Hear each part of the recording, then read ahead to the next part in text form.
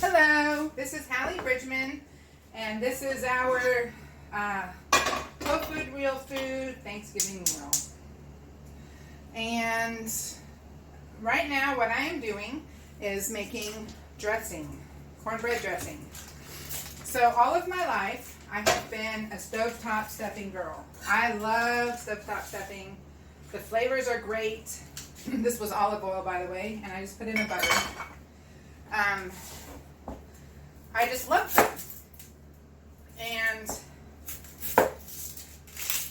I'm going to throw these onion heads into the broth we're making. So, I was a volunteer cook at the soup kitchen in Winchester, Kentucky, and the cook there, Rose, we had a big community Thanksgiving every year, and also Christmas. And so we did the same meal for both days. It was turkey and dressing and, like canned green beans or whatever. And so this is a place that relies almost entirely on donated food. If a refrigerator truck breaks down, they can't keep the food, so they always find local soup kitchens to donate it to. So we had a lot of that. There was a local turkey farmer that would give us his bags of frozen pieces and parts of turkey that were left over from making lunch meat or TV dinners or whatever. And so we had lots of stuff like that. And so there was lots of bags and boxes that we would open and use, giant cans of vegetables and stuff. Very little fresh food because it goes bad, one, and it's typically not what gets donated. In the summertime in a rural community, there would always be like giant bins of squash, like zucchini, but not a major amount. So, not a major amount year round. So, when it was time to make the dressing, I was really surprised that, I'm going to watch this while I talk, that she did everything homemade with the dressing. And I had never, honestly, in my life made it before. This was when Jeb was a baby, and I had just never, because I like stovetop. And it's not terrible ingredients, it's just not homemade. So, and next week when I'm at my parents' house for Thanksgiving, I'll probably chow down on some stovetop stuffing, because it's not something that I do. Alright, so what I have.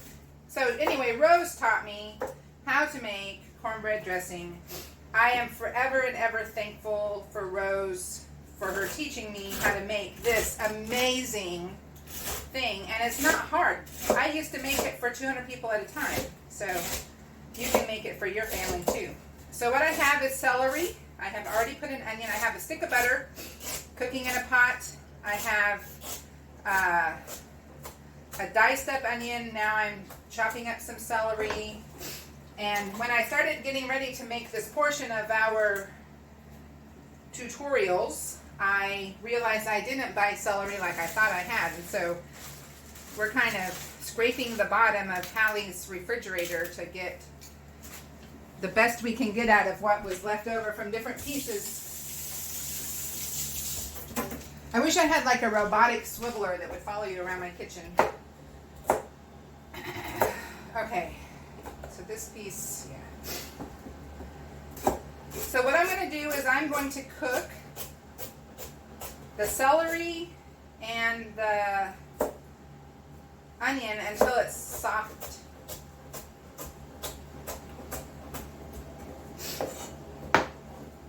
Okay.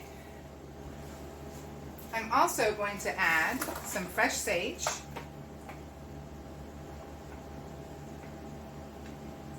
And also dried sage. But we're going to start with the fresh.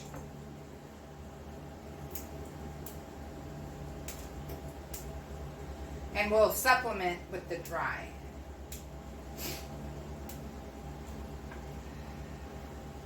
So yesterday, I started this 3 days ago. I started doing these videos.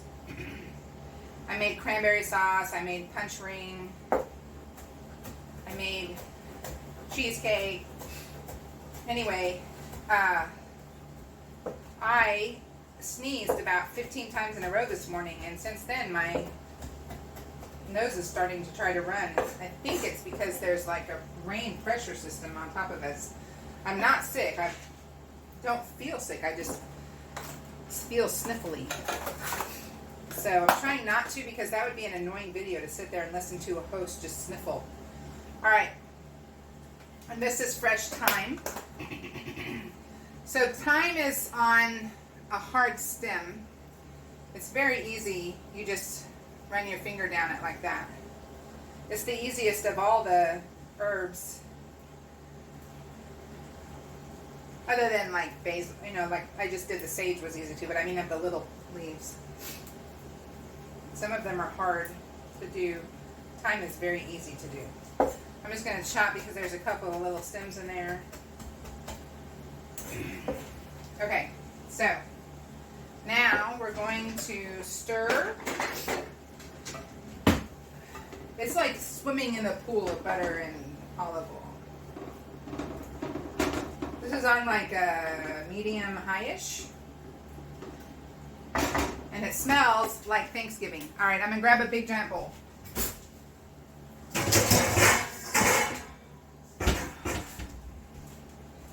What I have here is a leftover cornbread that I made for my family. The other night I made chili mac for dinner. I made chili mac because I wanted to make cornbread. And I wanted something that would go with cornbread. So what I'm going to do, thyme stems, is cube this bread.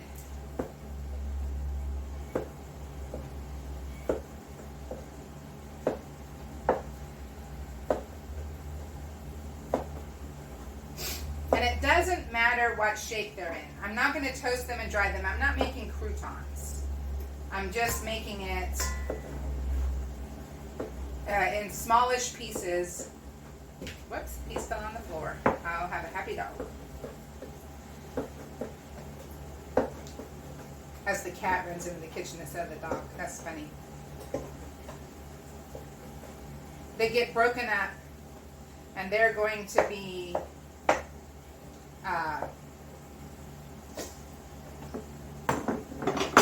see, I'm ripping them up even further. It's all going to get all mushed together, basically. So it doesn't matter the shape. It's just easy to do it this way into cubes. Because chunks of cornbread are fine too. So now, I use fresh ground popcorn to make my cornbread. And I use fresh ground wheat. You can use any cornbread you like. My cornbread is not very sweet. It's I use honey when I make it, but it's not considered a sweet cornbread. I don't know if this would be good with sweet cornbread. It probably would be with the flavor. So whatever your favorite cornbread recipe is. All right, let me grab a loaf of bread.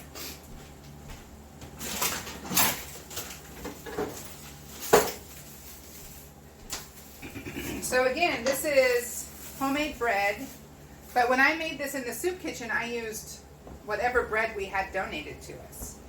So, grab a bread knife. So it doesn't, you can do what you have. You can, my friend Susan Tisdale, her Thanksgiving morning, she'll have pictures of her bread, like open and on, drying out near the oven, like white bread, that she uses to make stuffing with. This is really moist. I made it yesterday. It's not, like I said, it's not croutons. Now this, I'm going to make a little bit more intentional shapes because it's not going to break down the same way that the cornbread does. So it's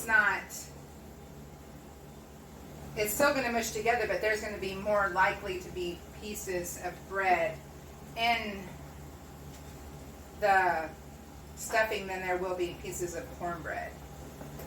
I say stuffing because I'm from the South, but really it's dressing. I'm not stuffing it into the turkey. We've already made the turkey.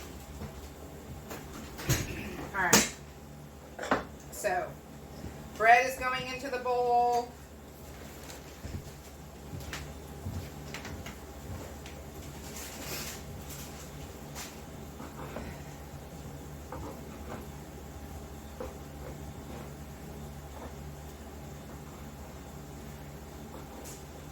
Cubed bread. I hear dog. She must have heard that piece of bread hit the floor. Okay, so all the bread is in the bowl. So now I have cornbread, like a recipe and a half of cornbread, and like a loaf of homemade bread. Yep, there she is. I don't know if you can see her or not, but she's at my feet. She's like, ooh, cornbread. Ooh, bread. All right. Now, to this, I'm going to add my onion and celery.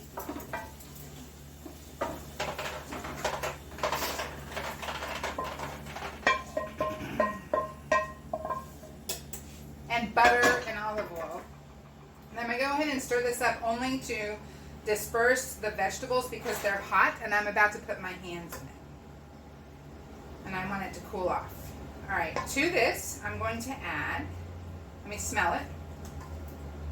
I need to add some sage. And I need to add some salt and pepper. Alright, so we have sage, which I should cut out, waiting on you. Guess that was a lot. And salt.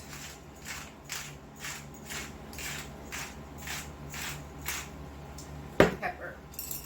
Which sounds like I need some more. Let me grab another one.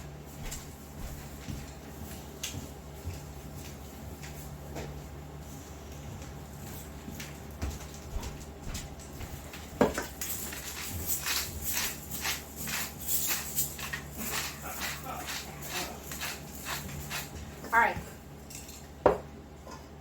now I have, this is turkey broth. You can use chicken broth, you can use vegetable broth. This is, I had a turkey carcass. I put in a pot with some water and some onions and celery and carrots and garlic, peppercorns, just like what we made for the broth here. And let it cook. And then strained it and then canned it. And I do that whenever I have vegetables, whenever I have meat carcasses, and then I don't have to buy broth. So what I'm looking for is a moldable consistency. Okay, so see, I'm squishing it, I'm mixing it, I'm pushing all the breads together. I'm about to taste it, make sure that my seasoning is good. I like strong flavor, and I don't want it to be lacking.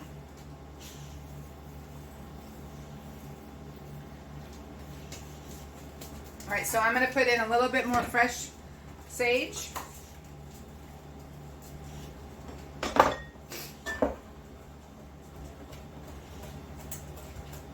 My hands are slippery from all that butter.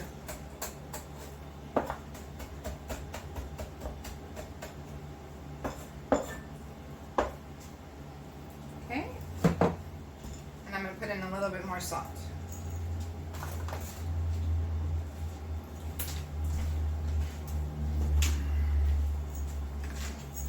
Slippery hands.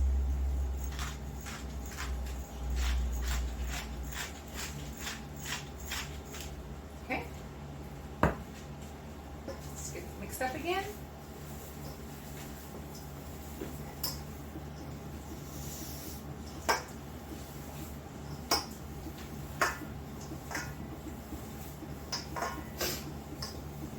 All right, now I'm going to taste it again.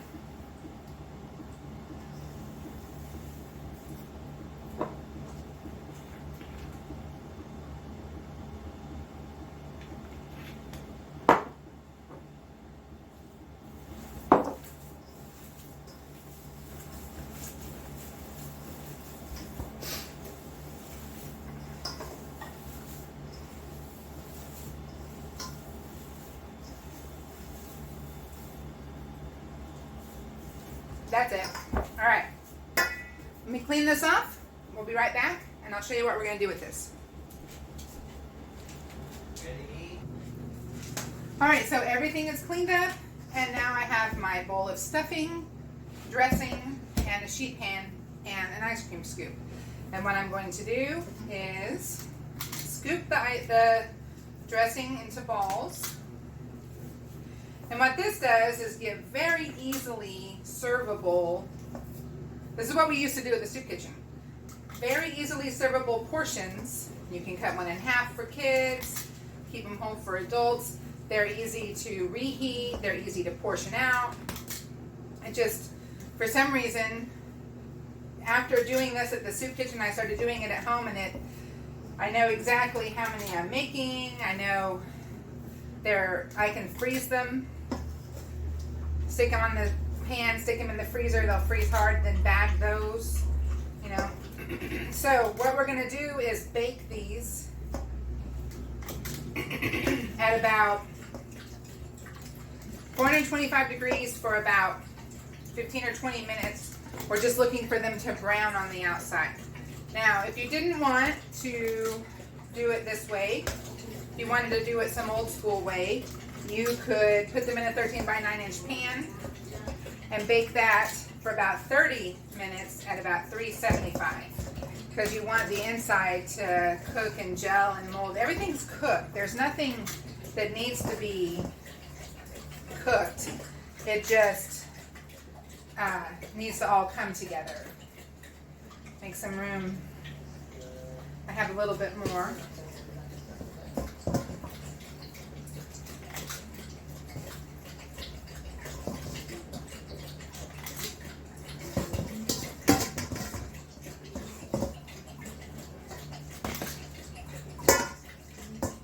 All right, and that is dressing balls. Take these two that were not fully perfect, or these three rather, and turn them into two. All right, there we go. So these will get baked, they will get browned, they will be very yummy, and everyone will love them.